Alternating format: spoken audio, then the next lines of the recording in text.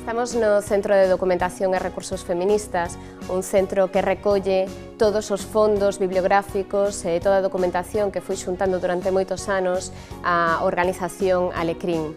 Unha vez que esta desapareceu, chegamos a un acordo entre o Concello de Vigo e a organización para poder recoller estes fondos, que eran un referente xa para todas as persoas que estudan as cuestións de xénero non só en Galiza, senón en todo o Estado, e de feito, dende outros lugares do Estado estaban interesados tamén en poder contar con estes fondos. Afortunadamente, hoxe en día, na nosa cidade, na Biblioteca Central, podemos contar cun centro de documentación e recursos feministas que é un dos máis importantes de todo o Estado e que é unha referencia para os investigadores e investigadoras do noso país, da nosa cidade e tamén doutras partes de fora de Galiza. A xestión de Yolanda Veloso destaca polo seu compromiso coa igualdade e pola súa implicación na loita contra a violencia machista. Vigo pode estar orgullosa de ser a cidade galega con máis recursos públicos a disposición das mulleres.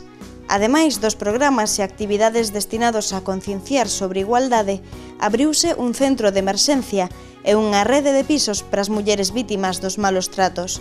E promoveuse o diálogo e numerosas iniciativas a través do Consello Municipal da Muller. Para o BNG, igualdade é loitar para que as mulleres teñan as mesmas oportunidades que os homes, sexa onde sexa.